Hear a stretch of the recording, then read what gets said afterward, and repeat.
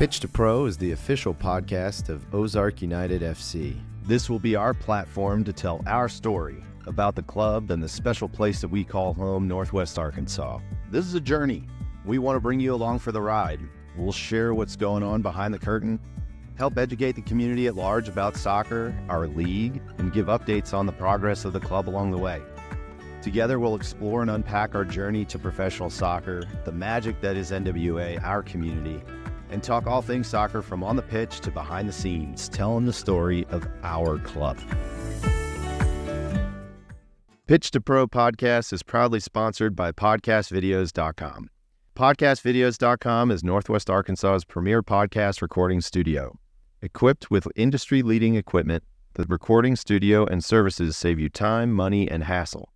They are dedicated to helping you create, record, and publish high-quality podcasts for your audience. Be sure to check them out today at podcastvideos.com. Hello, everybody, and welcome back to the Pitch to Pro podcast. I'm your host, Wes Harris, Managing Director for Ozark United FC, Northwest Arkansas's pro soccer club playing in the United Soccer League. Welcome back for another great episode today, guys. We've got an awesome conversation. I have a fantastic guest here, Mr. Nelson Medina, Director of Coaching and Player Development at Arkansas Comets FC, a local club here in NWA. Nelson, welcome, and thank you so much for joining me today, man. Thanks for having me. It's my pleasure. Nelson, you have an incredible soccer background in general. You've done so much for the game, played at some of the highest levels in the world, and you're right here in Northwest Arkansas in our backyard and teaching and helping to grow the game. And we'll get into that in a little bit. But I really want to just start, if you could, tell people a little bit about you, your family, kind of how you kind of found the sport, and start from the beginning, if you could, a little bit on your background. Yeah, absolutely. So I'm Portuguese American, so my family is all from Medina, which is Madeira Island. It's the same island as Cristiano Ronaldo. Cristiano. So we take great pride in him. Pretty passionate about what he's done in the game. So we know who you are and where you're at on the Ronaldo-Messi debate. Yeah. Just a little bit, right? Yeah. So my mom is from there, and my father's actually from Pico. He's from the Azores. Okay. So they came from two different islands, and then the tuna industry brought them to San Diego at a young age, so I was the first generation born in the States. So wow. Born and raised in San Diego, played for the Nomads in youth soccer, which was at the time probably the best club in the country. Yeah. Under Derek Armstrong and some of those great coaches out there, Southern California, and then big hotbed. Yeah, exactly. It was massive back then. It was the hotbed compared to what like Dallas is now. Dallas has boomed over the years, but back then it's because of the weather that we have out there, and it's just beautiful. And so very fortunate to be coached by some of the best coaches the game had to offer in the States, and worked my way all the way up to the youth national team. Yeah. So played in the second FIFA ever U16 World Cup in St. John's, New Brunswick in 1987, and played with some really, really good players. You played when it was not freezing cold in Canada. That's right. It was a little culture shock coming here. Yeah, right. Right, for sure. So talk about that. I mean, you were a player in a lot of what we're trying to do here with Ozark United, and we'll get into it in a little bit, but is kind of build that pathway and pathway to pro, right? And as someone who has experienced that, what was your pathway like? How did you kind of find your way from youth club soccer to, I don't know if it was ODP or if that was even a thing then, or kind of what was that journey like for you as a player, and how did you end up, from where you were with the Nomads maybe to now you find yourself left back, if I'm not mistaken? Yeah, it was a little different. Actually, back then with the national team, it was that Roy Reese played in a 3-5-2, so I was more like a wingback. So like a wingback. Yeah, okay. So I had a You was were box a runner. to box. Yeah, I had to get. You were a runner. Yeah, I was on the left side. So I had to defend and attack. So transitional game for me, big time. So I was actually center mid, but when you have a loaded roster like that, they're going to find a spot for you. So, but yeah, it was ODP just like you said. Okay. We didn't have any pathways back then besides that one. That was where everyone cycled through it, and so obviously it was more of like a city team, and then you had your district, and then you moved on to the state select team, and then from there you played different state associations. Mm-hmm. So like our big rival was Northern California. Yeah. And then from there, you moved on to the regional team, which, you would take the 4 regions of the U.S. and then you would go play. And at the time, it was in Colorado Springs was where we had the Olympic Training Center. Okay. Now they have one in Chula Vista in San Diego, but back then that's where we went. And then the national team coaches there, and they handpicked the team from there, and that's how they picked it. So everyone had to funnel through, one pathway. Yeah. There wasn't all the different pathways that we have now. Man, so many acronyms out there. Yeah, now. it's crazy. You need an encyclopedia. You sure do. if you're a soccer parent or anyone trying to understand the youth soccer pyramid. Yeah. And they're all kind of would say that they're better than the other one, and it's exactly right. Yeah, we got to fix that eventually. But I agree. There's too many, in my opinion. But anyway, that's a whole other discussion. But I mean, that's wild, man. So I mean, who are some of the players? Like, would we know any of the players that you played with? Yeah, I played with Chris Henderson. Oh, wow. So now he's in Atlanta. He just got named. Yeah, big announcement. Yeah, he came for from Miami, right? He was at Inter Miami for a while there for 4 years. So I played with him. Played with Michael Burns. Yeah. Mike Burns, right? He was at New England Revolution. He was a general manager there for a while. I think he's now at Sporting KC. Yeah. Troy Dyack, another big name, San Jose. Let's see, kid from Texas, a really good player named Chad Deering. Yeah, that rings a bell. Yeah, Deering. He was our captain. Yeah. Let's see, there was quite Casey Keller. Oh. Casey Keller, yeah. Just small name there. Yeah. Little. I don't know if it's him or Friedel, maybe Friedel that has the most, or Tim Howard that has the most caps in the Premier League as an American. And Casey did pretty well for himself. But Casey did pretty darn well for himself in his professional career. So that's got to feel good having him between the sticks. Yeah, for sure. And that was a different time too. So that was 80 boys. I was born in 71. So those guys are legends of the game now in this country. So really proud that I was able to play with such great players, and be coached by such great managers, coaches back then, So talk a little bit. I mean, that's an incredible background, man. I mean, what a cool experience to get to play for your country and, represent it. I know we joked off camera, but it was the U16 World Cup. Man, that's a World Cup. That's a World Cup. You got to do that. And, so very few players get to, even think about potentially doing that. Yeah. Talk about what that experience was like, man. Yeah, it's interesting because it goes down to just player development and being in the right place, in the right organization, under the right infrastructure and the right staff. And I was very fortunate, very fortunate. Came from Portuguese family, as I mentioned. First one to speak English in my family, and so my uncle was my influence, my late uncle, and he played in some big time clubs back in the day, and so I was guided in that direction, and then through it, I just had some really good coaches. The late Bobby Howe, Roy Rees, Ralph Perez, to name it, the Brian Harvey, that was my coach in college. He's unbelievable. Actually, Colin Harvey's his older brother from Everton, the legend there. Okay, that was the manager and player. So I was very, very fortunate, very, very fortunate and blessed to be under some of the best coaches that the country could bring to us. So, and then playing with those players. So, when you play with really good players, it makes you a better player. That's just a fact. Iron sharpens iron. That's exactly right. Right? Yeah. We'll talk a little. I mean, you got to grow up and playing in the late 70s, 80s, 90s.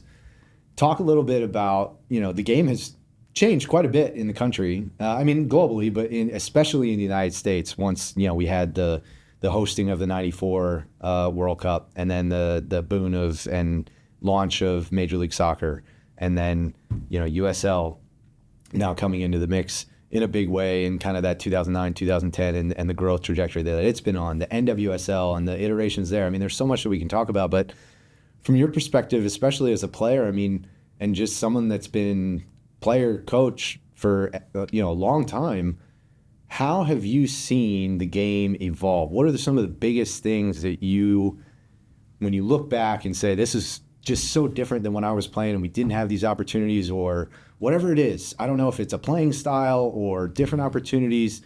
How has the game changed from your lens in the United States from when you were a player to now in your role with Comets? Yeah, that's a great question. Obviously, the game was much different back then. 4-4-2.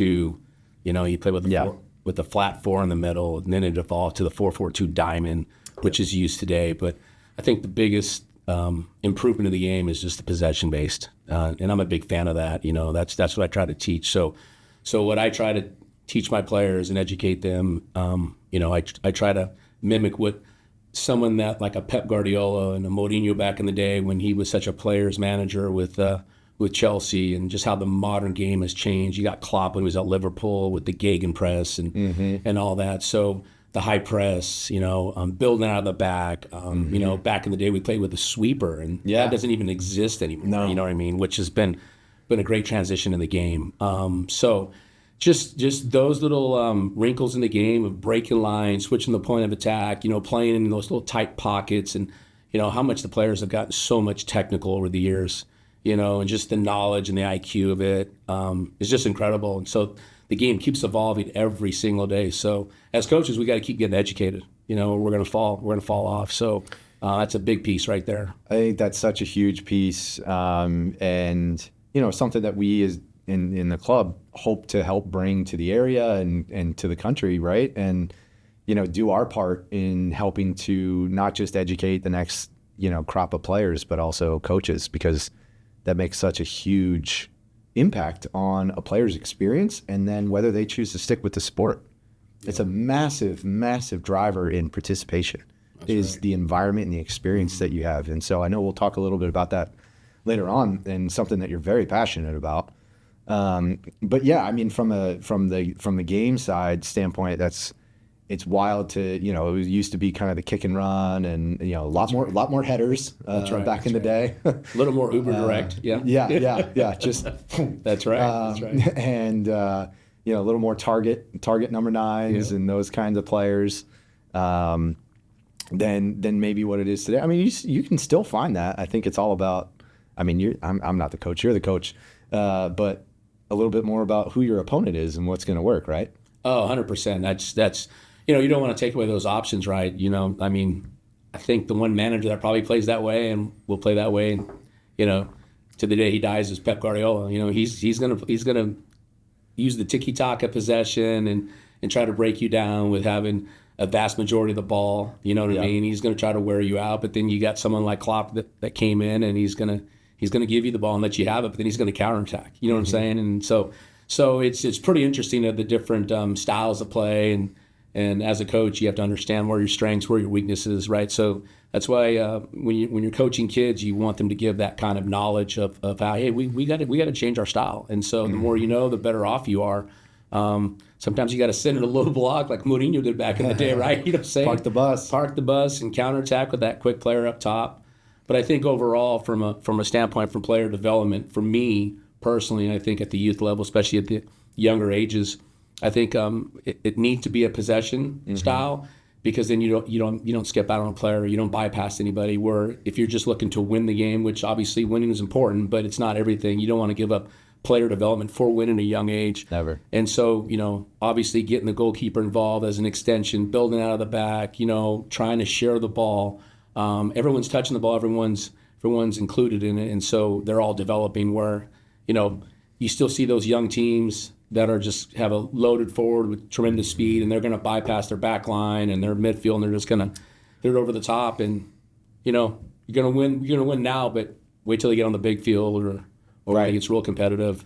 Yeah. And then you get the college coaches watching, so at that point it's one of those things where can he check to the ball or can she check to the ball? Can she link up? You know what I mean? So I think that's important for the youth game, is that we really got to focus on possession at a young age. And being adaptable, right? I mean, I think that there's so many, so many tangents that you can go about how being adaptable is a great life skill. That's right. And how, sports, but soccer in particular, can, help us learn that as players and then become great, human beings and adults. And I can talk forever about how sports does that very well, if done right. There's obviously there's the bad stories, but if done right, there's so many great things that we can learn from the game and apply in our lives. So, and that's one of them, in my opinion. But so you talked a little bit about the technicality, like the on the field, and the changes that you've seen there. What about from like infrastructure or league pathways? We have academies in the U.S. now, but that didn't exist. When you were coming up. So talk a little bit about that and like I mean, you're Portuguese family, so you've seen the global game, you've seen and been around it. Talk about that evolution from that standpoint on like infrastructure, how we're supporting players, governance of the game. If you opine on that a little bit from that side, like kind of off the field. Yeah, I think it's kind of like the runaway freight train for us, in this country when it comes to that's such a good. What I mean with the pathway now. There's just too many, as we spoke a little bit earlier. But I do like the options, because you've got different pathways that provide something different for different level players and different level coaches and different level teams. But at the same token, what are you in for? Are you in to get to college? Is that what the ultimate goal is for that particular player or that particular program? Just to understand, what your message is and what you're trying to accomplish for your program. And then there's the other pathway where it's, especially on the boys' side, a lot of them are trying to get to the pros. So that pathway is a little different than the girls. And talk a little bit about that, because I was going to bring up two things. One, do you think that some of the kind of fragmentation, bifurcation, whatever the fun word you want to use, on now all these different pathways is partly because of just the size and scale of our country and what it means to be a soccer player and think about trying to travel, 1,100 miles to go play a game versus, okay, now we've got regional, and that's how things just started to develop in that region. But then you've got this region over here that's developing really well, and now you've got these two organizations, and multiply that however many regions, and now how do we come together and make it mix and match and mesh? Like, is there some level of that kind of maybe went on, one? And then two, talk about like kind of the goals and the pathways, like you said, like, there's a little bit more structure now for on the boys side, almost bypassing college, because the U.S. is a little bit different from global soccer in that. And you can speak about this, like the academy system versus college sports and how that feeds the professional. So talk a little bit about those differences. Yeah, with the pathways, I think it depends on where you are in this part of the country, right? So, for example, we have lots of hotbeds around. Obviously, Southern California is a hotbed. The metropolitan area of Dallas is a hotbed. Yeah. I think it's bigger than Southern California now. It's grown because of all the land they have there to build. Florida's starting to become a hotbed. Arizona, you know what I mean? Even in the greater Northwest area too, like that whole area with, Portland and Idaho and Washington. Those are really good hotbeds. Soccer's growing obviously at a rapid pace, especially in the youth game. And so I think for players and programs, it's tough because, if you're living in an area and you're a really good player and you don't have that opportunity or that option to play for that great club that has an ECNL for a girls' side, for example, or MLS next level, for example, on the boys' side, it's tough. That's where you're looking to travel and try to commute just to get to training. And it's because, to what you just said, the country's so big. We're massive. We're so big. Yeah, we're in Portugal. You're got a country of 10 million people. Yeah, you know what I mean. Like you just look at all the European countries. That's how it is. So that's the big issue. And so I don't think we have the scouts and the resources to get out and find every great player and develop every single kid. So that's the big issue that I think that U.S. Soccer is trying to figure out. And probably hence why there's so many pathways too. They're trying to reach out and bring a lot more kids into these programs from the standpoint of the different pathways for the boys compared to the girls. Well, just from my experience in the game, I've been involved in the game my entire life, and as a player and as a coach, it just seems like the pathway for the girls is really about getting to college. Even though we have a women's pro league now in the NWSL, and then like USL is coming out now, and that stuff's great for the women's game, because it's obviously we've set the bar in the U.S. with the women's national team. But absolutely, I think there's it's still the American dream for American families to get their kid into college and get it educated. Where on the boys' side, it's their dream is more of like a way of life, and it's in a lot of the great players that we do have in this country are very diverse. I would say a lot of them. I'm not to say that we don't have enough that are born and raised from American families, but there's a lot of lot of diversity in this country, and we have a massive population of Hispanic, for example. And I think from the way they're raised and their culture, that is their way out. That is their way to get there. And any kid that plays the game, me included, I was a kid. Who doesn't want to play pro soccer, right? Yeah. So I think from that standpoint, the younger you are, Pulisic, for example, made the choice to go abroad at a young age, skip out from going to college when he was a teenager, and that's paid off for him. And I think on the men's side and the boys' side, the earlier you get into these academies, the better opportunity you're going to have. And if you wait till you graduate from college, then your pathway is a little different, because those 4 years you spend in college, those are some of your peak years in development. That's right. That's exactly right. Yeah. And so not to say you can't get there. No. But, the college game is a step down from where you're going to be at Borussia Dortmund. Right. You know what I mean? Or Benfica or Sporting or, Barcelona and whatever. And I think you're hitting on it is kind of the development of the academies in the United States in particular, right? Because it used to be kind of the college game was still just like a lot of the other sports. We draw a lot of our professional athletes. Yes, there's international, but at least U.S. domestic, homegrown from college sports. Look at the NFL draft is one of the biggest events of the year, for God's sake, in all of sports, right? That's right. So, we used to pull heavily, and now we've started to adopt or build some of the infrastructure on this academy side. On the boys in particular, I think is a little bit further along than the girls, and we hope to change that. And you see that with the USL Super League and the NWSL expanding and all of that. But on the boys side, the academies are a little bit more further along, and that's where you're starting to see kind of that shift over into, okay, well, if pro is my goal, now I'm actually trying to get into the academy at 13, 14, 15 and be discovered or whatever it is, get the development, get the coaching, get in the system, get my foot in the door. And then on the girls' side, still very heavily reliant on a fantastic college soccer program that we still have in place.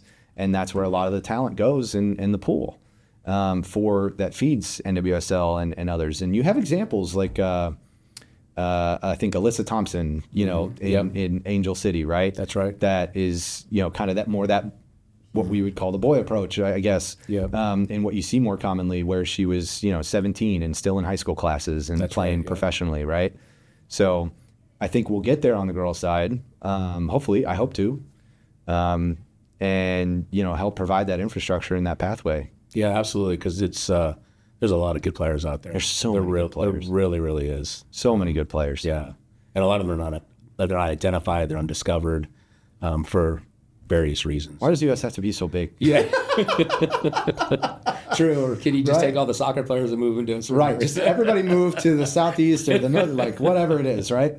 So man, it's a challenge though, right? Like I think something that people don't necessarily think about is the logistics of what does it mean to be a youth soccer player in the United States at the highest level, and where are you going and traveling? I mean, Yeah. Where did you have to go and play? Yeah. Growing up, man. Yeah, I mean, so in San Diego, it was the rivals were us and Huntington Beach, the Untouchables at the time. They were a fantastic club, and our shortest drive was going out there, an hour and a half away, in L.A. and then but we were having to go to Dallas, get on our airplane and fly to go to the Dallas Cup. Those are some things that we're doing. We were going to Europe to play against the top European teams at the time. But the club was a good club, and it had the resources and the facility, and that's another thing that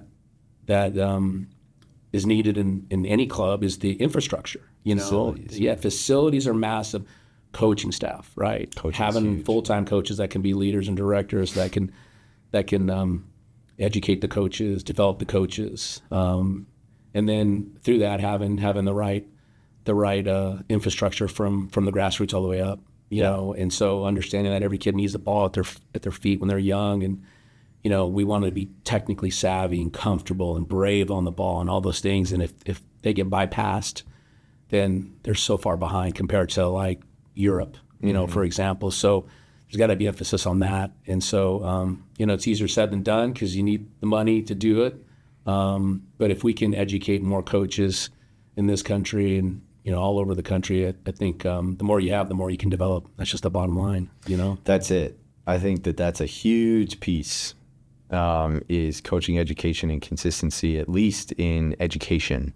Everybody's going to have a different style. I'm not saying that everybody needs to have a different style, and I don't think anybody would say that, right? But at least some of the core tenets of, no matter what your style of play is, if you're going to be a soccer player at the highest level, you should be able to do X, Y, and Z. And then these are a lot of different ways on how to develop that, but at least the end goal is there, and then go develop it, and then coach how to coach it. Yeah, absolutely. Because we all see the game through a different lens. Every single one of us, we may have a similar style, but we see the game through a different lens. And that's the beauty of the game. I love it. You know what I mean? That's the beauty of the game. But coaching education is the massive piece for developing kids, for sure. Yeah. And I mean, now we've got, we've got multiple leagues now, multiple tiers. There's whispers of promotion relegation maybe in 15, 20 years. Yeah. Right. So, almost like we're trying to become a real soccer nation, man. Yeah. Right? Wouldn't that be something, right? Look at us. Yeah. I think it would put a lot more pressure on, being successful. You know what I mean? Yeah. Because in the MLS, I mean, you're still in the top league the next year. Yeah. Yeah. So, but yeah, it's got to be built. And they're like, I know we jokingly bash on MLS, but they've done so much for the game, man. I mean, we would not be where we're at without 100%, yeah. By any means. I grew up with the NASL, North American Soccer. Yeah. You know what I mean? Yeah. And that was a great league back then. I mean, they had the legends of the game there. You know what I mean? Pelé. I mean, they had Cruyff, Franz Beckenbauer, Yeah. They had Georgia Canaglia. Yeah. You know what I mean? Some really good players. They had Eusebio from Portugal. You know what I mean? So there was that's kind of where it got started. Yeah, you've seen kind of that evolution, especially on the professional side, man. So what must it feel like to have a consistent league for more than 10 years? Yeah, that's exactly right. Then you get into USISL and all the different, like when I was coming up, to be fair, MLS is sustained and they've done wonderful things, and their game is growing and they're getting stronger. Absolutely. And they're bringing in some big, massive names into the league too. To see, I mean, some of these cathedrals are building, man, or just like soccer-specific stadiums. That changes the game. It does. Doesn't it? Because of the culture and the environment. Yeah, absolutely. I mean, look at LAFC, what they did. Oh my goodness! Coming in a brand new team and built that stadium and then had these fans instantly, from day one. Yeah, just incredible. The atmosphere and the environment in that stadium totally changes the game and different from playing in NFL stadiums. The majority of them. Yeah. In the mid to late 90s and even into the early 2000s. Yeah, exactly. Columbus Crew kind of got that going and underway, and that it completely changes the game, the experience as a fan. Yeah. Which is a game changer for building fandom, right? Like it's such a different experience, and I think everybody's had it where you may be in a capacity of 25, 30,000 seat stadium, but there's only 3, 4, 5,000 people there. Right. I mean, we were all at those games as a kid. I mean, I grew up in D.C. going to watch D.C. United at RFK, right? So, like, they could only barely fill the lower bowl. Yeah. And, I was, a little kid. I was having a blast. Yeah. But I look back and I remember, like, you could hear the players on the field and listen to their conversations echoing, and it's just such a different experience. But anyway. We came a long way for sure. We have. And it's, it's awesome to watch and be a part of. And man, you've been there from, kind of that pivotal shift. Yeah. Right. True. Where, there's this generation of players, coaches, administrators, that have helped push that over the edge, right? To now where, and you're seeing the results in the national team, right? And we're hosting, my goodness, we're hosting the FIFA World Cup. We just hosted, okay. Crazy. Let's transition now and talk about how freaking crazy it is that the United States is hosting Copa America, FIFA Club World Cup, FIFA World Cup, and probably 2028 LA Olympics, and then probably, hopefully, knock on wood, knock on something, 2031 co-host with Mexico Women's World Cup. There has never, do your research, but call me out on it if I'm wrong, but I don't think that there's ever been a slew or a slate of that caliber international tournaments hosted in the same place in that amount of time ever. Yeah, that's pretty incredible. Yeah, who would have thought that back in the day? Yeah, you're And 100% if right. you had thought that in, when I was growing up playing and watching, the MLS and you growing up and playing and where we were at, we would have laughed at you. Yeah. Especially at that. I mean, that's a short amount of time. Yeah, that's a good point. Yeah, absolutely. Right? Yeah, it's changed. Like you said, going back to what you just said a little while ago with our national team, we've got so many players playing overseas now, which makes a huge difference now, the vast majority of our players. Mm-hmm. So the exposure we're getting and things have changed, and it's only going to get better. Yeah. I mean, I think the timing of you guys to come out and launch in, Ozark United FC couldn't be a better time. It's prime. I mean, right when the World Cup is coming here, Yeah. So it's exciting times right now, and in this country for soccer for sure. I think the other thing too, just thinking about differences, like when I was growing up, and I'm sure you as well, like global broadcasting rights. And yes, that's made a difference on the revenue side. I'm talking more about access and exposure. That's right. Of the game here in the United States, right? Like where that clicked and changed in kind of the early mid 2000s. When I don't know if it was Fox had the first one or ESPN, and I was watching the Premier League or Serie A or the Bundesliga or La Liga. And you're getting exposed to now some of these global massive names. And we actually knew who David Beckham was when he came over to LA Galaxy, right? Yeah. But growing up, like at least for me, early days, but for you, like teenager, probably like, if you didn't speak Spanish, good luck. Yeah, we just had soccer made in Germany on Sunday. You know what I mean? Yeah. And then it evolved to getting, some games in the World Cup. But remember, it wasn't commercial free.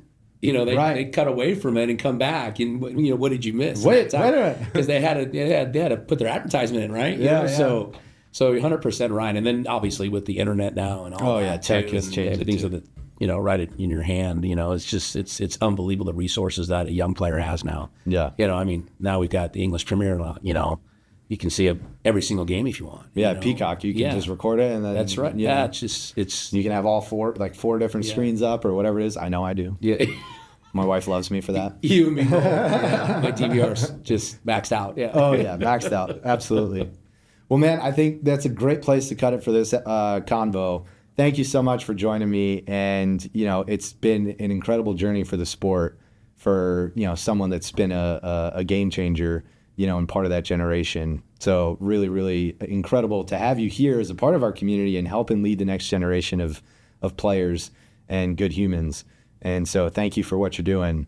But that'll do it for this episode of Pitch to Pro. We hope you enjoyed it. Be sure to catch all of our episodes at pitchtopro.com or look for Pitch to Pro on YouTube, Spotify, Apple, or wherever it is that you get your podcasts for more content. Until then, we'll catch you next time. Cheers, Northwest Arkansas. Thanks for joining us on this episode of the Pitch to Pro podcast. Be sure to tune in again in 2 weeks for the next installment. And check out the Stoppage Time series for a recap of today's episode. Be sure to find us at Pitch to Pro on YouTube, Instagram, and everywhere you get your podcasts. Until next time, Northwest Arkansas, cheers.